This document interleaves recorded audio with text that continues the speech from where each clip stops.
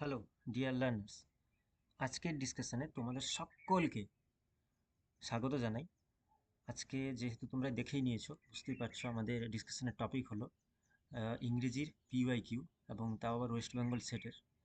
এবার ওয়েস্ট বেঙ্গল সেটের যে মোট 7খানা সেট হয়েছিল তার প্রত্যেকের প্রিভিয়াস ইয়ারের যে কোশ্চেন পেপারগুলো আছে তা আমরা ধীরে ধীরে আলোচনা করব। আজকে তার প্রথম ভিডিও, এবং প্লেলিস্ট আমার একটা আলাদা করে তৈরি করা থাকবে, যেখানে পরপর এই ভিডিওগুলো তোমরা দেখতে পাবে।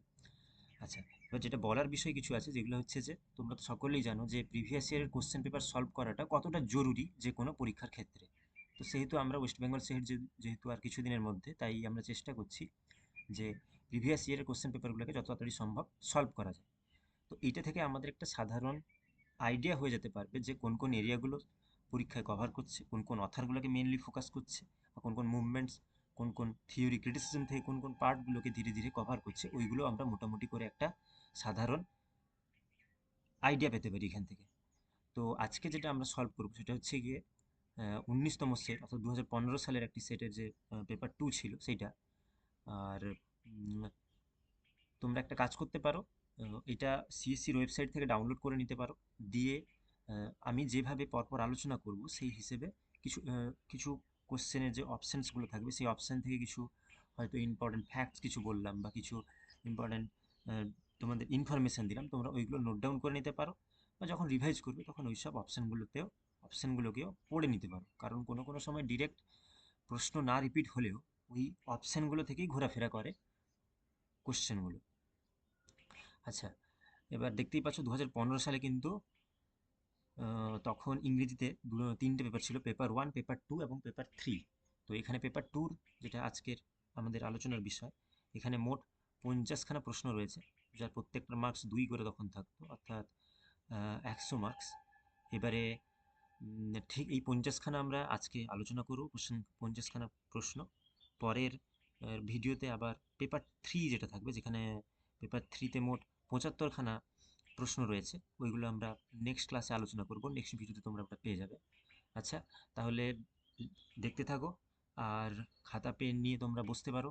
যদি কিছু ইম্পর্ট্যান্ট ইনফরমেশান মনে হয় নোট ডাউন করা, তোমরা নোট ডাউনও করে নিতে পারো। চলা যাক প্রথম প্রশ্নে।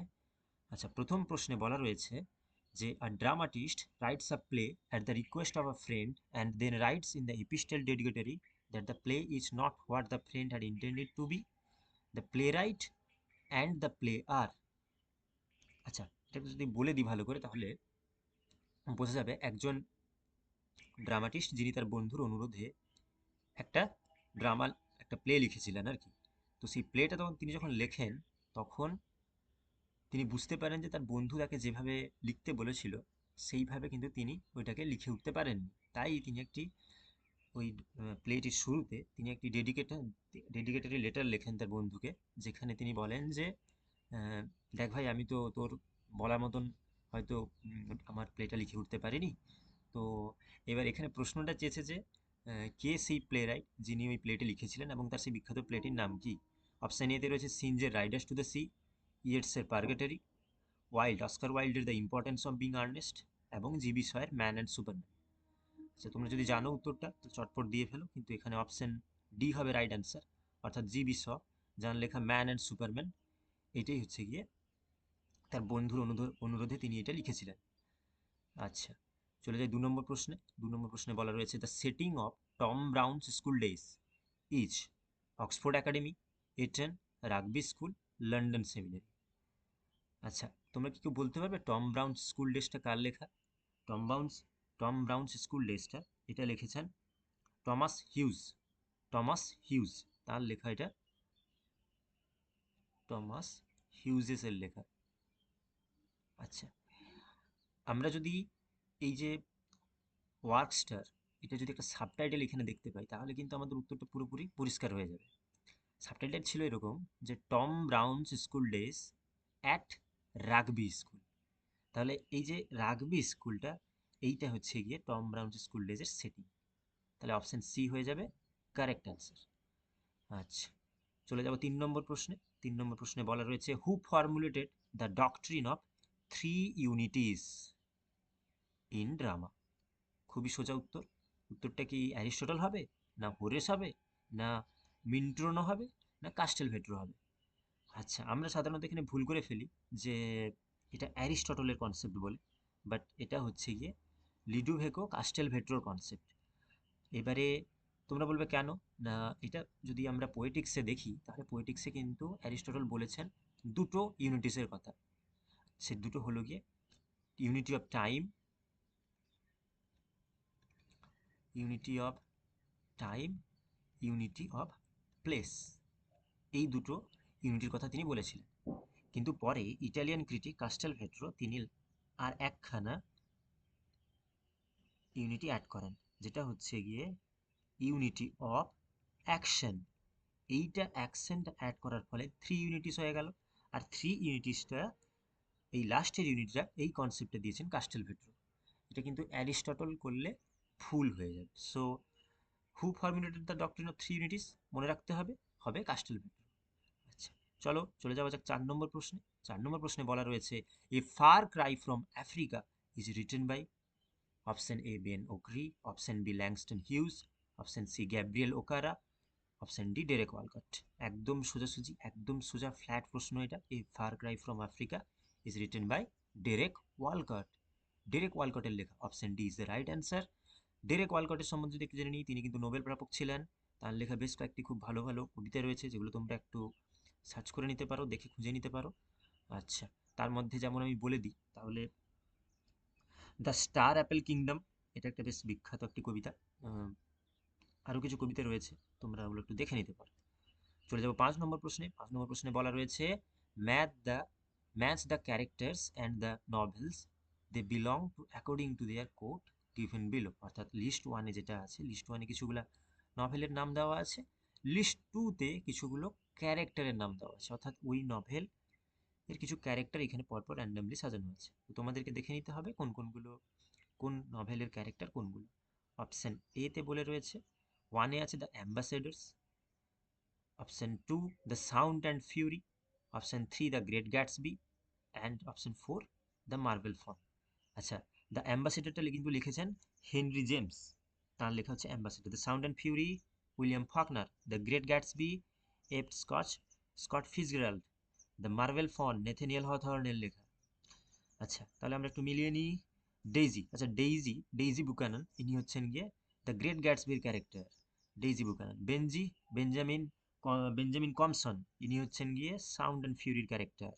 তাহলে আমরা এই দুটো যদি মিল পাই তাহলে দেখতে পাচ্ছি option four is one, four is one, ও এখানে আবার দু জায়গায় রয়েছে, এবং option two is four, two is four আছে, টু ইজ ফোর,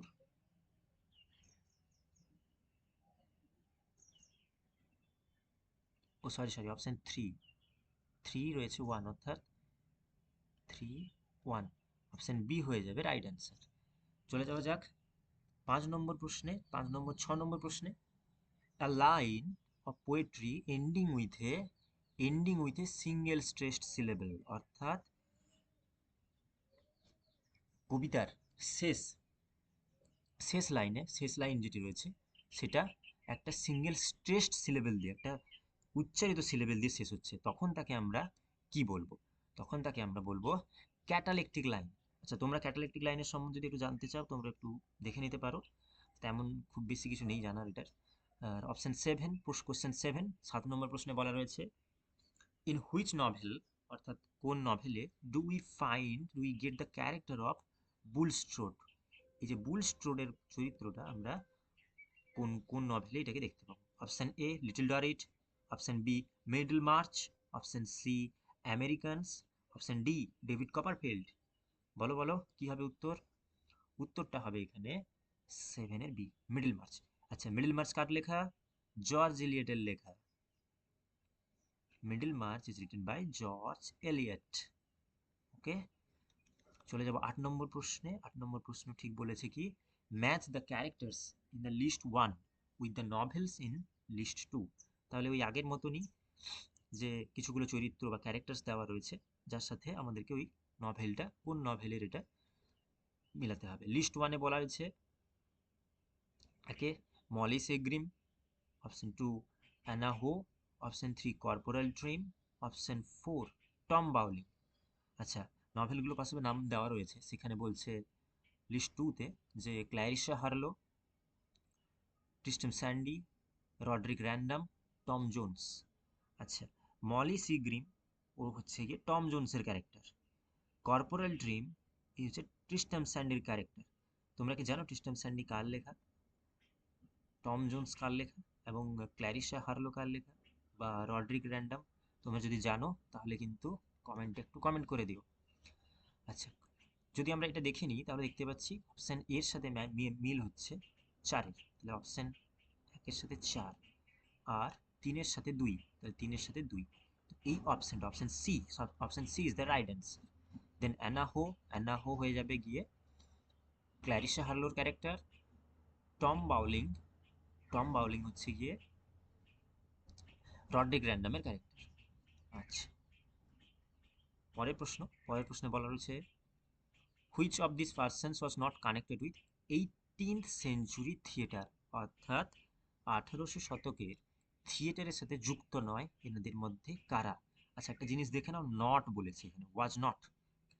এনাদের মধ্যে কে যুক্ত ছিলেন না? John Dennis, Samuel Garth, David Garrick, Colley Cibber. আচ্ছা, এখানে কিন্তু উত্তরটা হবে option B, Samuel Garth. Samuel Garth যিনি ছিলেন একজন ফিজিশিয়ান, অর্থাৎ তিনি একজন চিকিৎসক, ফিজিশিয়ান, চিকিৎসক এবং একজন কবি অর্থাৎ পোয়েট উনি। তাহলে অপশন বি হয়ে গেল রাইট অ্যান্সার। চলে যাব 10 নম্বর প্রশ্ন। 10 নম্বর প্রশ্নে বলা রয়েছে Jonathan Swift's a tale of a tub was published in, একদম অ্যাকচুয়াল প্রশ্ন, এটা তো একদম সরাসরি জানতে হবে। এটার উত্তর হয়ে যাবে, উত্তর হবে অপশন বি, 1704। পাবলিশিং ইয়ার হচ্ছে 1704। 11 থেকে প্রশ্ন বলা রয়েছে identify the figure of speech describing the dead Heraclitus as a handful of grey ashes. A handful of grey ashes, উত্তর কি হবে? Option A metonymy, option B synecdoche, option C personification আর onomatopoeia. আচ্ছা, অপশন, তাহলে বলো কি হবে উত্তর এটার? উত্তর হয়ে যাবে 11 দাগের বি, অর্থাৎ সিনেডকি। সিনেডকি হবে রাইট অ্যান্সার। চলে যাব 12 নম্বর প্রশ্নে। 12 নম্বর প্রশ্নে বলা রয়েছে match the characters in list A with the novels they belong to in list B according to the codes given below. Okay, same একই রকমভাবে ক্যারেক্টার্স এবং তার কোন নভেলের ওটা দেখে নিই।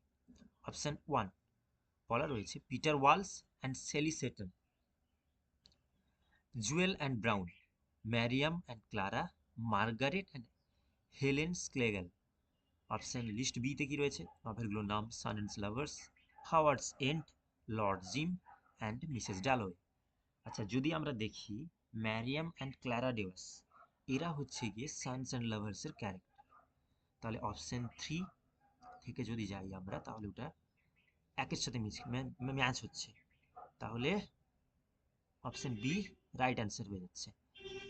তাহলে একের 4 অর্থাৎ Peter Walsh and Sally Satan ওরা মিসেস ডালোয়ের ক্যারেক্টার, ভার্জিনিয়া উলফের লেখা।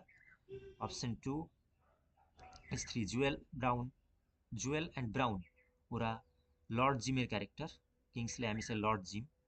এবং মার্গারেট অ্যান্ড হেলেন স্ক্লেগেল এরা হচ্ছে গিয়ে হাওয়ার্ডস এন্ডের লেখা, হাওয়ার্ডস এন্ডের চরিত্র, যেটা ফস্টারের লেখা।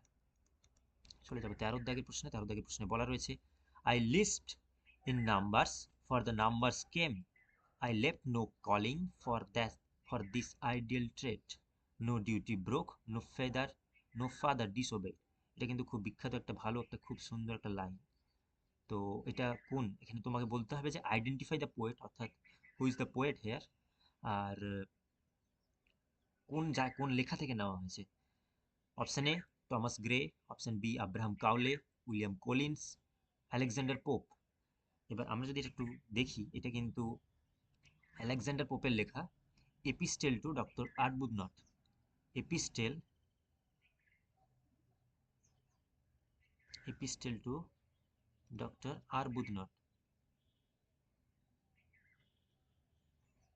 আরবুদনট থেকে নেওয়া হয়েছে। আচ্ছা, চলে যাব 14 দাগের প্রশ্নে। 14 প্রশ্নে বলে রয়েছে কি, which was Dryden's first play, অর্থাৎ জন ড্রাইডেনের লেখা প্রথম প্লেটির নামটি কি? The wild gallant option A, option B তে রয়েছে the rival ladies, Aurangzeb, option C, option D the conquest of Granada. এর সঠিক উত্তর হয়ে যাবে দ্য রাইভেল লেডিস। চলে যাবো 15 প্রশ্নে। 15 প্রশ্নে বলা রয়েছে প্যারাডাইস লস্ট, জন মিল্টনের লেখা paradise lost in it's finished form comprises 12 books, অর্থাৎ প্যারাডাইস লস্টের যে ফাইনাল ভার্সন সেটা 12টি খণ্ডে 12টি বইতে লেখা ছিল। এটা অরিজিনালি এই প্রকৃতপক্ষে কিন্তু কখানা বই ছিল প্রকৃতপক্ষে। শেষের যে এডিশনটা ওটাতে 12খানা বই ছিল, কিন্তু তার আগে এটা প্রকৃতপক্ষে কতখানা বই নিয়ে ছিল। এর অপশন হয়ে যাবে, option A is the right answer, অর্থাৎ 10 বুকস, 10টি বই ছিল, পরে শেষ এডিশনে 2টো বই এক্সট্রা যোগ হয়েছিল, অর্থাৎ 10 + 2 মোট 12খানা বই। আচ্ছা, অপশন 16 বলা হচ্ছে the guilt riven and tormented sinner is a recurrent figure in the works of many modern Catholic writers, pick out the odd one out. অর্থাৎ গিল্ট রিভেন এবং tormented sinner in a recurrent figure in the works of modern day Catholic রাইটার্সদের মধ্যে এইরকম একখানা চরিত্র প্রত্যেকের লেখাতেই থাকতো, কিন্তু কার মধ্যে এইটা ছিল না, pick the word one out, কিন্তু কার মধ্যে এটা ছিল না। আচ্ছা, অপশন বি হয়ে যাবে রাইট অ্যান্সার, এভলিন ওয়া, এটা এনটা নয়, এটা ভুল রয়েছে, এভলিন ওয়া হবে রাইট অ্যান্সার। 17 প্রশ্ন বলা হচ্ছে the title of William Golding's Darkness Visible is a quotation from William Shakespeare, B John Webster, option C John Milton, option D John Dryden. The title of William Golding's Darkness Visible is a quotation, অর্থাৎ Darkness Visible বলে William গোল্ডিংয়ের যে ওয়ার্কসটি ছিল সেইটা কোথা থেকে নেওয়া হয়েছে। আচ্ছা, আমরা যদি একটু প্যারাডাইস লস্ট পড়ে থাকি তাহলে বুঝতে পারবো ওটা অবশ্যই জন মিল্টনের লেখা থেকে নেওয়া, এবং সেই সাথে ওই যে বিখ্যাত লাইনটা ছিল সেই লাইনটা এরকম যে no light but darkness visible, অর্থাৎ বোঝা গেল এইটা হচ্ছে গিয়ে প্যারাডাইস লস্টের লাইন, যেখান থেকে ডার্কনেস ভিজিবল এইটা উইলিয়াম গোল্ডিং নিয়েছিলেন এবং তিনি তার বিখ্যাত নভেল ডার্কনেস ভিজিবলে এটা লিখেছেন, ডার্কনেস ভিজিবল বলে ওই লাইনটা নিয়েছিলেন। এবং এটা পাবলিশিং ইয়ার যদি আমরা একটু দেখে রাখি তাহলে হবে 1979। উইলিয়াম গোল্ডিংয়ের ওয়ার্কসগুলোর ক্রোনোলজি তোমরা একটু দেখে নিতে পারো, কারণ খুব সেটে না হলেও নেটে অনেক সময় নেটের যে পরীক্ষাতে ওইখানে উইলিয়াম গোল্ডিংয়ের ক্রোনোলজিগুলোকে ওয়ার্কসগুলোর ক্রোনোলজি কিন্তু অনেকবার চলে আসে। চলে যাবো 18 প্রশ্ন বলা রয়েছে given below are list of playwrights and plays, একদম সোজা যে প্লে রাইটসদের নাম দেওয়া আছে এবং তাদের ওয়ার্কসগুলো, তো তোমাদেরকে এদিক সেদিক করে একটু মিলিয়ে নিতে হবে। লিস্ট 1-এ আছে Samuel Beckett, Genet, Ionesco, Dario Fo. তাদের ওয়ার্কস বলেছে the maids, exit, the king, the people and the witch এবং এন্ড গেম। স্যামুয়েল বেকেট ওনার লেখা কিন্তু এন্ড গেম, তাহলে অপশন এ থেকে একেরটা হবে কি অপশন 4, একদম সোজা একটা মিলে যাচ্ছে একদম, তাহলে option C is the right answer. দেখো আর কোনো অপশনে কিন্তু যেতে হলো না। আচ্ছা, যদি সেরকম কোনো প্রবলেম তো তাহলে আচ্ছা অপশন টুটা চলে যাবে 1, অর্থাৎ the maids is written by Genet. Eugene আয়োনেস্কোর লেখা exit the king, Dario Fo তিনি লিখেছিলেন the people and the witch. Okay, তাহলে অপশন সি হয়ে গেল right answer.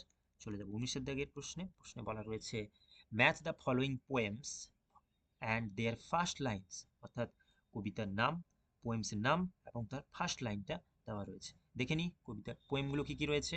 Option 1 a valediction of forbidding mourning, okay. Option 2 the anniversary, option 3 the collar, option 4 the relic.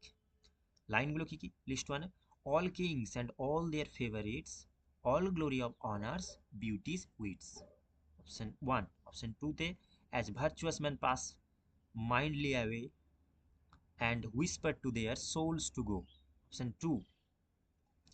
When my grape is broke up again, some second guest to entertain. Option 3, I struck the broad and cried no more, I will abroad. আচ্ছা, এখানে যদি দেখা যায় তাহলে ভ্যালেডিকশন of forbidding morning এর প্রথম লাইনটা কিন্তু এটা ছিল, as virtuous man pass mildly away and whisper to their souls to go. আচ্ছা, একটু দেখে দেখি এটার সাথে ম্যাচ করছে কিনা। অপশন 1 এর সাথে 2, আচ্ছা আচ্ছা, দু জায়গায় দেওয়া রয়েছে। তাহলে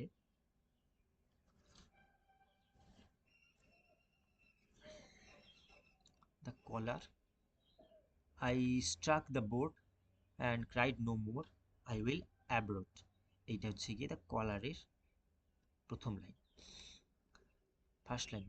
তো তাহলে যদি অপশন 3 যদি 4 হয় তাহলে option C is the right answer. আচ্ছা, বাকি তোমরা একটু মিলিয়ে নিও। 20 দাগের প্রশ্নে বলা রয়েছে কি, Ted Hughes was influenced by some of his literary ancestors from the following list, pick the odd one out. অর্থাৎ টেড হিউজেসের উপরে তার যে লিটারারি অ্যানসেস্টার্স যারা ছিলেন তাদের খুব ইনফ্লুয়েন্স রয়েছে, কিন্তু কাদের কাছ থেকে তিনি ইনফ্লুয়েন্স হননি। Option D is the right answer. অর্থাৎ টেড হিউজেস কিন্তু জেরার্ড মেনলে হপকিন্স, জন ক্রো র্যানসাম, ডি.এইচ. লরেন্স এনাদের কাছ থেকে ইনফ্লুয়েন্স হয়েছিলেন, কিন্তু ফিলিপ লার্কিনের কাছ থেকে তিনি ইনফ্লুয়েন্স হননি। অর্থাৎ option D is the correct answer হয়ে যাবে। 21 দাগের প্রশ্নে বলা রয়েছে কি, list 1 consist of contemporary rework versions of well known earlier works mentioned in list 2। অর্থাৎ এটা কিন্তু খুব একটা ইন্টারেস্টিং প্রশ্ন।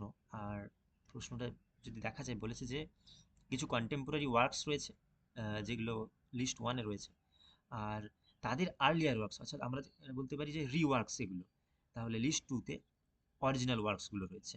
এটা হচ্ছে গিয়ে বর্তমান প্রেজেন্ট কন্টেম্পোরারি ওয়ার্কস, আর এটা হচ্ছে গিয়ে আর্লিয়ার ওয়ার্কস। যা মিলিয়ে নিই, a bend in the river, the pleasure of exile, wide Sargasso Sea and Foe. আচ্ছা, ফোটা হচ্ছে জেম কুদসের লেখা ফো, ওয়াইল্ড সার্গাসো সি জিন রাইসের লেখা, জর্জ লেমিং লিখেছেন দ্য প্লেজার অফ এক্সাইল, আর a bend in the river কার লেখা? আচ্ছা, তোমরা এটা একটু কমেন্ট করে দিও। তাহলে ফোয়ের রিরাইটিং, ফো কিসের রিরাইটিং? রবিনসন ক্রুসোর। ওয়াইল্ড সার্গাসো সি জেন আয়ারের, এবং a bend in the river ও হচ্ছে গিয়ে হার্ট অফ ডার্কনেস। অর্থাৎ অপশন 4, 2। আচ্ছা, এইটা তাহলে option B is the right answer. ঠিক আছে, চলে যাওয়া যাক তাহলে 22 দাগের প্রশ্নে বলা রয়েছে, which of the following represent the correct chronological order of publication. আহা, বর্তমান নেটে তো এখান থেকে গাদা গাদা প্রশ্ন ক্রোনোলজি থেকেই আসে, যেটা 2015 সালে সেটে এই কোথায় মাত্র একটা এসছে। সেখানে বর্তমান নেটে তো ক্রোনোলজিতেই ভরা ভরা থাকে সব প্রশ্নগুলো। তো ক্রোনোলজি একটা খুব ইন্টারেস্টেড এরিয়া, খুব ফেভারিট এরিয়া হচ্ছে নেটের কোশ্চেন সেটারদের। তো ঠিক আছে, চলো দেখা যাক। এখানে যে ওয়ার্কসগুলো দেওয়া রয়েছে, তোমরা কি বলতে পারবে এটা কার, এইসব ওয়ার্কসগুলো কার লেখা? Ivanov ওয়েভারলে, the heart of the মিডলুথিয়ান এবং রব রয়। আচ্ছা, যদি বলে দিই, এগুলো সবগুলোই কিন্তু ওয়াল্টার স্কটের লেখা। আচ্ছা, তোমরা কি বলতে পারবে যে আমাদের বাংলায় বাংলায় কোন সাহিত্যিককে আমরা ইন্ডিয়ান বেঙ্গলি স্কট বলি, বা বেঙ্গলি স্কট হিসেবে তিনি পরিচিত আছেন আমাদের কাছে, যে বাংলার স্কট কাকে বলা হয়? ঠিক আছে, তোমরা এটা একটু যদি জানো তাহলে কমেন্ট করে দিও। আচ্ছা, চলা যাক, একটু ক্রোনোলজিটা দেখে নিই। ওয়েফারলে, অপশন সিটা রাইট অ্যান্সার হবে। কোশ্চেন নাম্বার 23তে বলা রয়েছে, Eleanor Eleanor is the character from, Eleanor কোথাকার character? Northanger Abbey, Mansfield Park, Sense and Sensibility, Persuasion. Eleanor Dashwood হচ্ছে কি সেন্স অ্যান্ড সেন্সিবিলিটির ক্যারেক্টার। 1811 সালে 1811 পাবলিশ হওয়া সেন্স অ্যান্ড সেন্সিবিলিটির ক্যারেক্টার। জেন অস্টিনের লেখা এখানে সবগুলো ওয়ার্কস, যেখানকার সেন্স অ্যান্ড সেন্সিবিলিটির এলানোর ড্যাশউড ওইখানকার character. 24, which of the following is not a Victorian woman poet? এনাদের মধ্যে কে ভিক্টোরিয়ান উইমেন ছিলেন না, ভিক্টোরিয়ান উইমেন পোয়েট নন? Emily Bronte, Elizabeth Barrett Browning, Hilda Doolittle, Christina Rossetti. আচ্ছা, বলো দেখি কোন অপশনটা সঠিক উত্তর হবে? সঠিক উত্তর হবে অপশন সি, হিল্ডা ডোলিটল। আচ্ছা, হিল্ডা ডোলিটল হচ্ছে গিয়ে ইনি হচ্ছেন গিয়ে মডার্ন এজের রাইটার। মডার্ন এজের রাইটার যিনি ইমাজিজম মুভমেন্টের সাথে যুক্ত ছিলেন।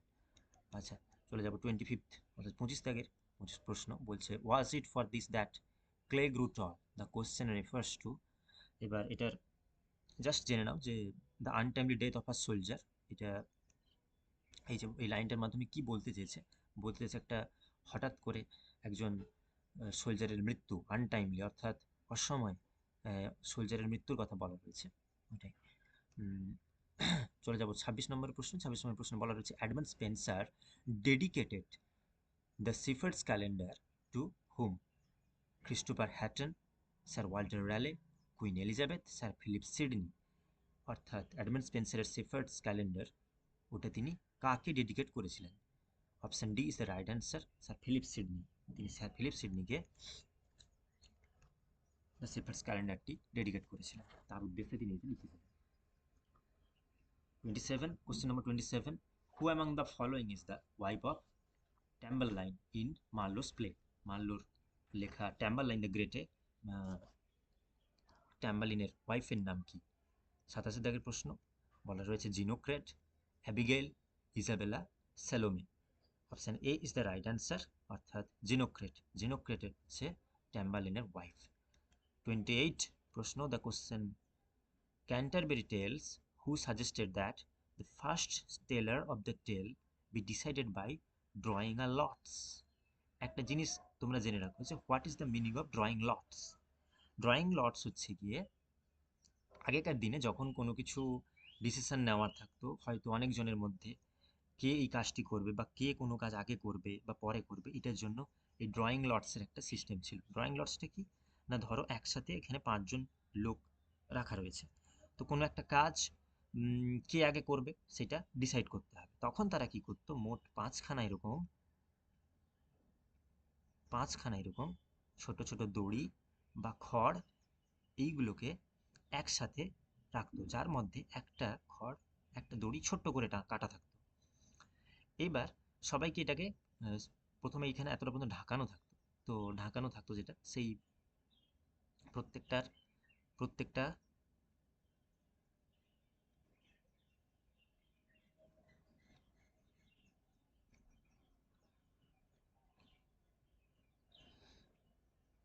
সরি, যদি আমি একটু ভালো করে আরো বোঝাই তাহলে জিনিসটা হবে এরকম যে ড্রয়িং লটস বলতে বোঝাচ্ছে যে তো আগেকার দিনে যখন কোনো কিছু ডিসিশন নেওয়ার থাকতো তখন 4-5 জনের মধ্যে তখন একটা কিছু দড়িকে একসাথে কেটে নেওয়া হতো, যার ভেতরে 4টে হয়তো এরকম সমান দড়ি থাকতো, একটা ছোট্ট দড়ি রাখা হতো।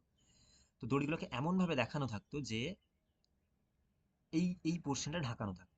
তো তখন এই 5টার ভেতর থেকে সবাইকে অপশন দেওয়া হতো যে যে তোমাদের পছন্দ মতো যে যেটা তুলতে পারো। হয়তো কেউ এটা নিল, হয়তো এটা নিল, হয়তো এটা নিল, হয়তো এটা কেউ নিল, হয়তো এটা কেউ নিল। তো যে জন এই ছোট্ট দড়িটাকে না দেখে চুজ করতো তাকেই হয়তো প্রথম কাজটা করতে দেওয়া হতো। তো এইভাবে ড্রয়িং লটস কথার অর্থ হচ্ছে গিয়ে এইভাবে, এই যে ছোট্ট দড়িটা থাকতো, যে এই দড়িটাকে আগে যে ধরবে অর্থাৎ তাকে এই কাজটি প্রথম করতে হবে।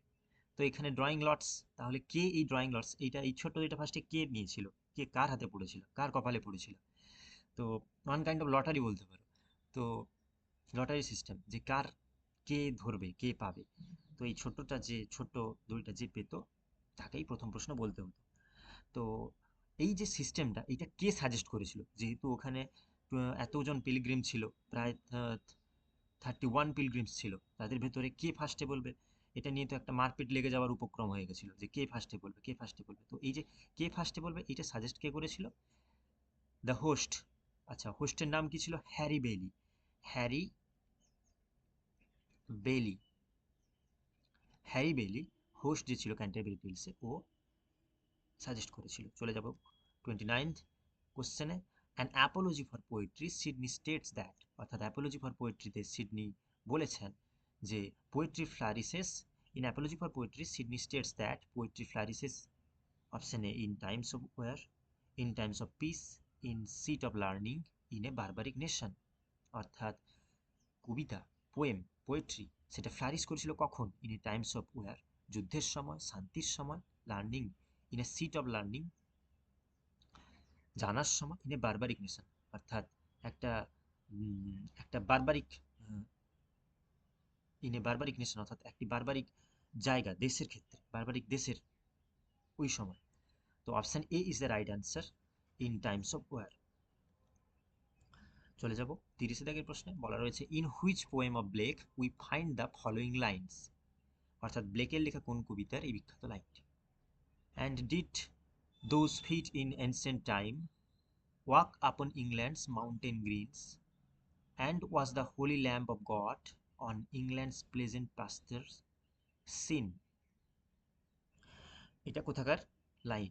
এটা মিল্টনের লেখা, সরি মিল্টন বলছি, ব্লেকের লেখা, মিল্টন পোয়েম থেকে নেওয়া হয়েছে। 31st question, which poem begins with the following line, I want a hero, an uncommon want. I want a hero, আমি এমন এক ধরনের হিরোকে চাই যে আনকমন ওয়ান্ট, যাকে কেউ চায়নি আগে। উত্তরটা হবে, এটা কিন্তু বাইরনের লেখা, চাইল্ড হেরল্ড পিলগ্রিমস থেকে নেওয়া, কেইন থেকে নেওয়া, Don Juan or the Prisoner of Chillon. Option C হয়ে যাবে রাইট অ্যান্সার, ডন জুয়ান। ডন জুয়ানেই তিনি বলেছিলেন I want a hero, an uncommon want. Okay, চলে যাব 32 এর কোশ্চেন কি বলা রয়েছে? We were at the last romantics, chose for theme traditional sanctity and loveliness, identify the poem by W B. Yeats. W B. Yeats এর লেখা এই লাইনখানি কোন কবিতার লাইন? এটা option A Among School Children, আর Last Confession, Coole Park and Ballylee. Option D right answer হবে, রাইট অ্যান্সার। 33 থেকে বলা রয়েছে match the date in list A, অর্থাৎ লিস্ট এ তে কিছুগুলো ডেটস, কতগুলো ইয়ার রয়েছে, and with the event in list B, list বিতে কিছু ইভেন্ট ঘটনা ঘটেছিল, এইগুলো পরপর লিস্ট বিতে রয়েছে according to their code given below. কোডগুলো কি বলেছে? 1535, option 2 1609, option 3 1476, option 4 1557। 1. Publishing of the Turtles Miscellany, execution of Thomas More, Thomas Thorpe published Shakespeare's sonnets, Caxton's printing press set up at Westminster। আচ্ছা, 1557-এ কিন্তু টর্টলস মিসেলিনি publish হয়েছিল। 1476-এ Caxton, যিনি ওয়েস্টমিনিস্টারে তার প্রথম printing press establish করেছিলেন। তাহলে এই দুটো অপশন যদি আমরা দেখে নিই, তাহলে কিন্তু 4 1, আচ্ছা দু জায়গায় রয়েছে 3 4 4, আচ্ছা তাহলে অপশন বি রাইট অ্যান্সার হয়ে যাবে। চলে যাব 34th কোশ্চেন। 34th কোশ্চেনে, poor পেরদু, the phrase used by Cordelia in King Lear, King Cordelia একটা ফ্রেজ ইউজ করেছিল পুয়ার পেরদু বলে। তো এইটা সিগনিফাইজ কম্পেশন ফর হোয়াট, এটা কি সিগনিফাই করছে? An old man tottering on the brink of death, a poor man hungering for food, a soldier unjustly exposed to danger, a sinner facing perdition. Option C is the right answer, a soldier unjustly exposed to danger. অর্থাৎ একজন সৈনিক যিনি হঠাৎ করে একটা বিপদের সম্মুখীন হয়েছেন, তো সেইটার উদ্দেশ্যে কর্ডেলিয়া তখন তাকে বলেছিল পুয়ার পেরদু। 35th কোশ্চেন বলা আছে which is the poem that Alexander Pope wrote to celebrate the peace of Utrecht 1713, অর্থাৎ 1713 সালে যে পিস অফ আট্রেস্ট চুক্তি হয়েছিল সেইটা উল্লেখ পোপের লেখা কোন ওয়ার্কসের মধ্যে আমরা দেখতে পাবো? An Essay on Man, option A, option B Windsor Forest, option C the Rape of the Lock, option D Imitation of Horace. তোমরা কি জানো এই উত্তরটা কি হবে? অপশন বি হয়ে যাবে right answer, Windsor Forest. Question number 36, who is the author of Caleb Williams, এর লেখকের নাম কি? Option A William Godwin, option B Walter Scott, option C Thomas Love Peacock, option D Maria Edgeworth. 36 দাগের প্রশ্ন, যার উত্তর হবে উইলিয়াম গডউইন। উইলিয়াম গডউইন কিন্তু ম্যারি শেলির বাবা ছিলেন এবং ম্যারি উইলস্টনক্রাফটের husband. 37 question, a Spencerian stanza has 6 line, 7 line, 8 line and 9 lines. Spencerian stanza তে মোট কতগুলি লাইন রয়েছে? উত্তর option D is the right answer, অর্থাৎ line 9 lines. 38th question, which of these quotations from Eliot best exemplifies the concept of his objective correlative? অর্থাৎ objective correlative এই চারটে অপশনের মধ্যে কোনটি কোন কোন কোন লাইনটি কোন কোটেশনটি অ্যাপ্রোপ্রিয়েট, অর্থাৎ অবজেক্টিভ কোরিলেটিভের সঠিক উত্তর? Option C is the right answer. They, the metaphysical poets, were engaged in the task of trying to find the verbal equivalent of states of mind and feeling.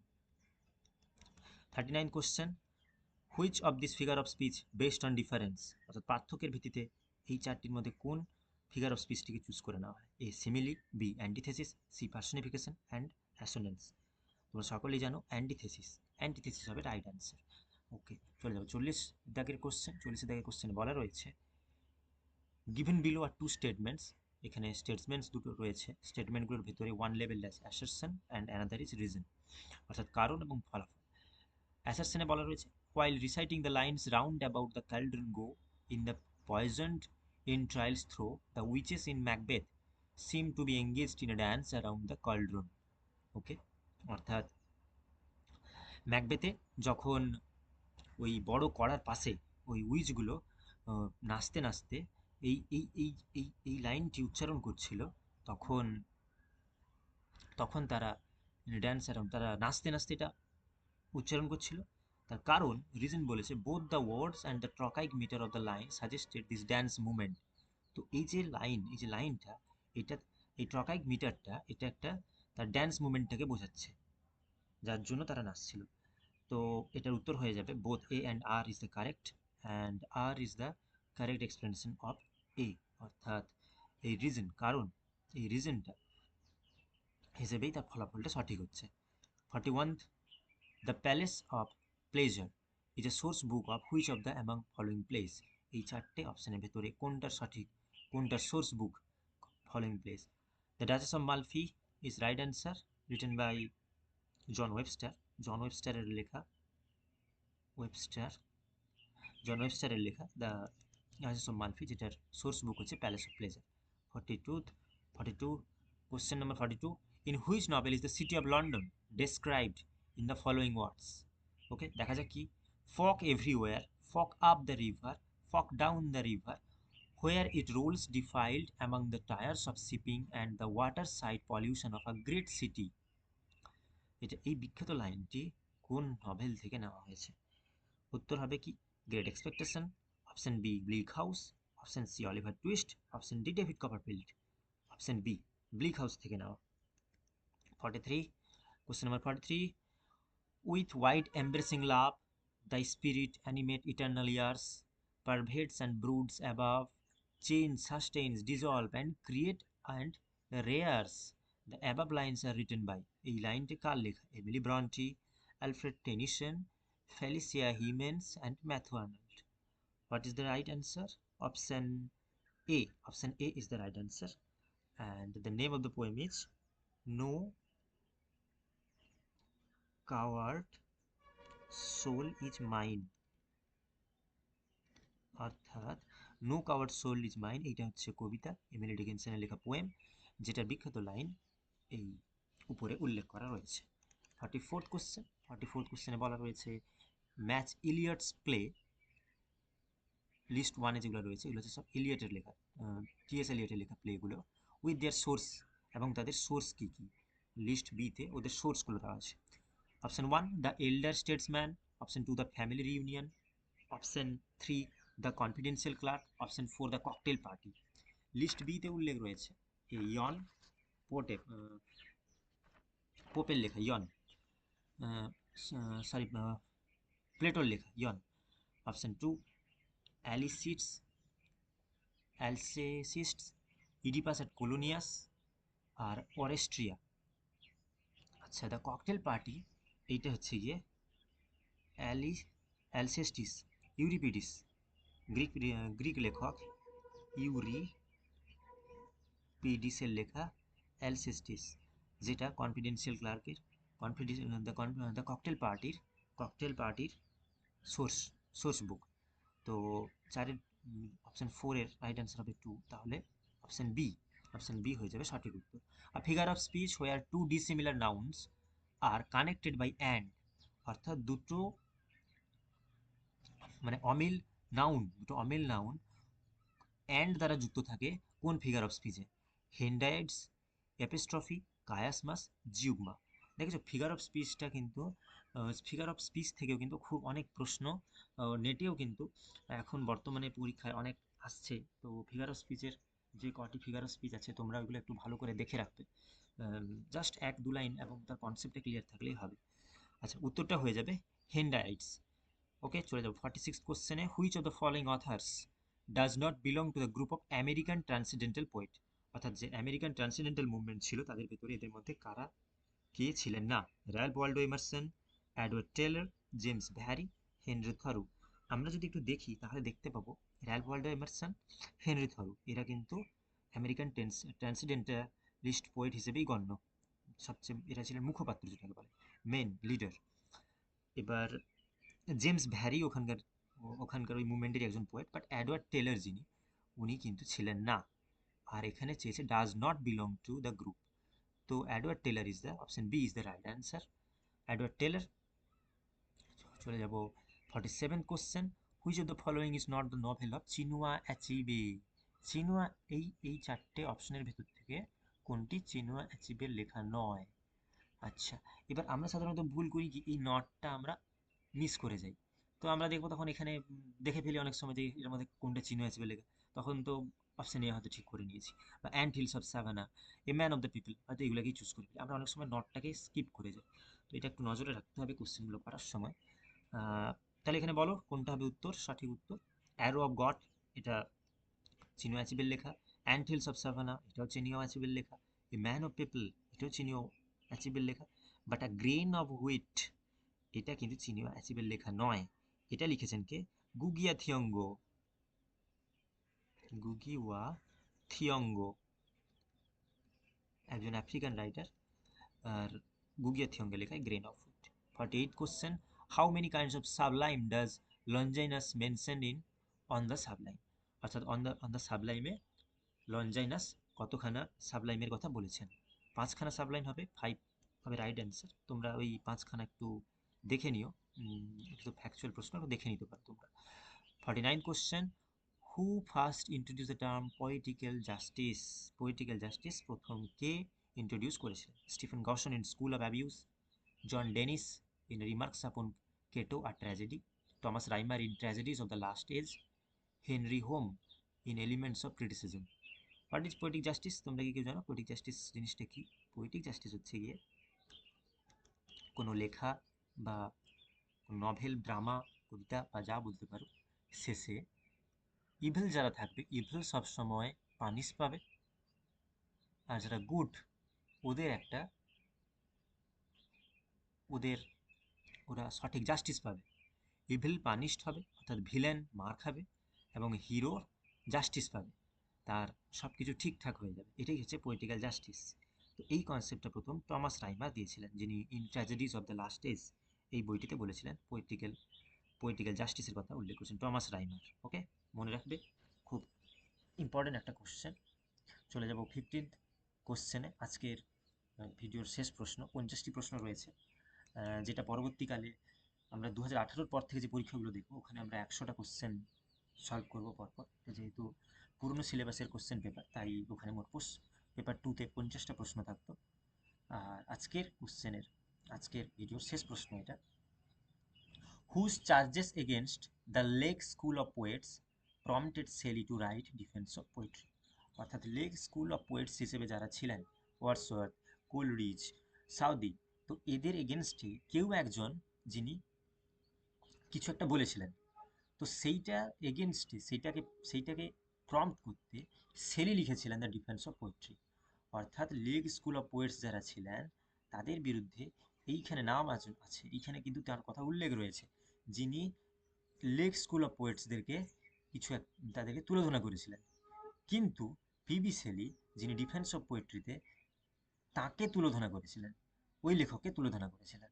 তাহলে বলো দেখি তো এটা উত্তরটা কি হবে? Option A Thomas Love Peacock in 4 Ages of Poetry, option B John Dennis in correspondence of Crabb response with Robinson with the Wordsworth circle, John Keble's preface to his edition of the work of Hooker আর Blackwood magazine.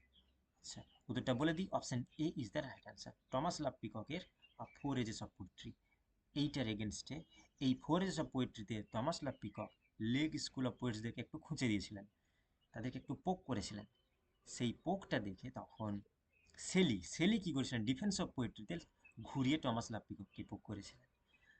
তো ঠিক আছে, চলো আজ আপাতত এতটুকুই। এই 50খানা প্রশ্ন, তোমাদের যদি কোনো সাজেশন থাকে তোমরা কমেন্ট বক্সে বলতে পারো। যদি কোনো প্রশ্নের উত্তর, কিছু কিছু প্রশ্ন আমি করেছি ভেতরে, তার যদি উত্তর তোমাদের জানা থাকে তাও কমেন্ট বক্সে তোমরা কমেন্ট করতে পারো। বাকি দেখো কোশ্চেনগুলো, আর এগুলো যেহেতু 2015 সালের কোশ্চেন, এগুলো অনেকটাই সোজা, অনেকটা ইজি তুলনামূলকভাবে।